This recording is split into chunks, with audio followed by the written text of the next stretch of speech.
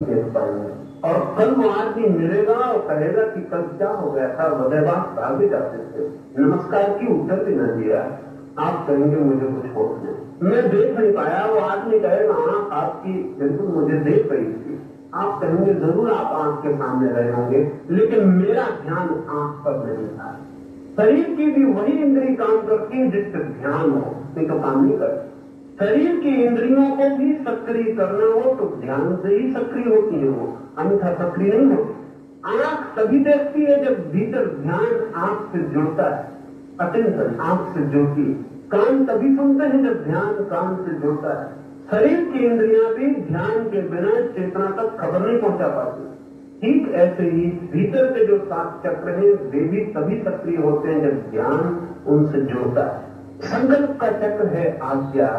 अर्जुन से वो कह रहे हैं तू उस पर ध्यान कर। कर्म योगी के लिए वही है, कर्म का चक्र है, वो विराट ऊर्जा का है। लेकिन ध्यान तभी घटित होगा जब बाहर आती श्वास और भीतर जाती श्वास सम स्थिति में हो। आपको ख्याल नहीं होगा कि सम स्थिति कब होती है। आपको पता होता है कि सांस भीतर गई तो आपको पता होगा, सांस बाहर गई तो आपको पता होगा। लेकिन एक क्षण ऐसा आता है जब सांस भीतर होती है, बाहर नहीं जा रही, एक गैप का क्षण।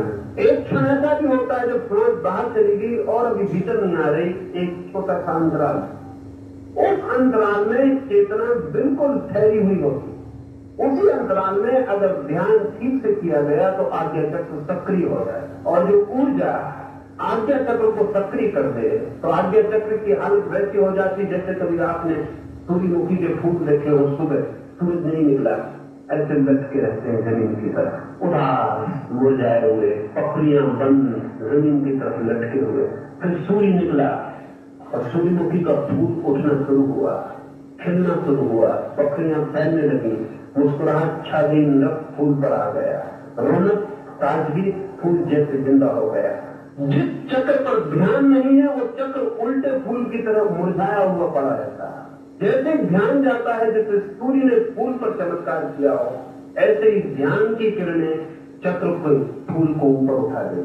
और एक बार किसी चक्र का फूल ऊपर उठ जाए तो आपके जीवन में एक नई इंद्रिय सक्रिय हो गई।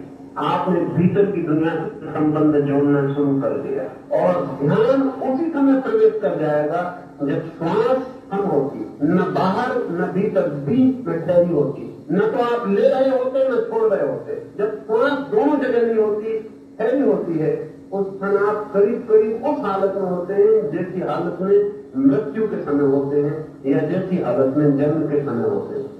3 बार सम स्थिति आती है, जन्म के समय, मरते समय, समाधि के समय। जितनी बार समाधि आएगी उतनी बार सम स्थिति आएगी, लेकिन 3 वक्त सम स्थिति होती जबकि सांस में बाहर न भीतर।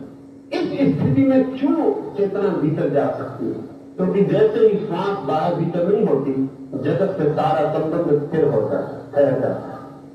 अभी आप रूपांतरण कर सकते हैं, ये गियर बदलने का मौका है।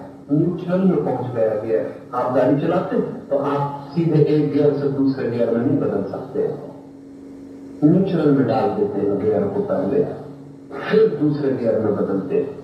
अगर श्वास को आप गियर समझे, भीतर जाती श्वास